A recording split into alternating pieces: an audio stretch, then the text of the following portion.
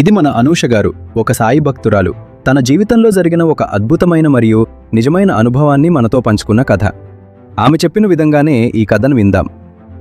నా పేరు అనూష. మా ఇంట్లో నేను చిన్నప్పటినుంచి మా తల్లిదండ్రులు సాయిబాబాకు పూజలు చేసేవారు. నాకు బాబా అంటే చాలా ఇష్టం. ఆయన పేరు తలవకుండా నా రోజు అనేది గడవదు. అంతగా బాబా నా జీవితంలో భాగమైపోయారు. ఈ సంఘటన 2013లో జరిగింది. ఆ సమయంలో మా అన్నయ్య బ్యాంక్ పరీక్షలు రాస్తున్నాడు. కానీ దురదృష్టవశాత్తు ప్రతిసారీ తనకి 1, 2 మార్కుల తేడాతో ఉద్యోగం మిస్ అవుతూ ఉండేది. ఆ విషయం నన్ను చాలా బాధించేది. ఒకరోజు నేను చాలా ఏడుస్తూ బాధతో ఉన్నాను. మా గదిలో గోడకు ఒక సాయిబాబా ఫోటో ఉంది. నేను ఆ ఫోటోకి ఎదురుగా కూర్చుని బాబాతో మాట్లాడుతూ ఏడుస్తున్నాను. నేను కళ్ళల్లో నీళ్లతో మా అన్నయ్య విషయం గురించి బాబాకి వివరిస్తూ, ఏంటి బాబా, ఎంత కష్టపడినా ఒక చిన్న మార్కుతో ఎందుకు మిస్ అవుతోంది అని మనసులో మొరపెట్టుకుంటున్నాను. నేను ఆ ఫోటో వైపు చూస్తూ మాట్లాడుతుండగా అకస్మాత్తుగా 5 సెకన్ల పాటు ఆ ఫోటోలోకి నిజంగా బాబా వచ్చారు. నేను బాబా వైపు చూస్తూ నోట మాట రాక అలాగే ఉండిపోయాను.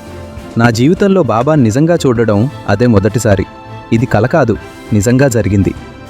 అనూష గారి ఈ అనుభవం మన మనసులో నిండైన విశ్వాసం ఉంటే బాబా ఖచ్చితంగా మనల్ని అనుగ్రహిస్తారని మరోసారి నిరూపించింది.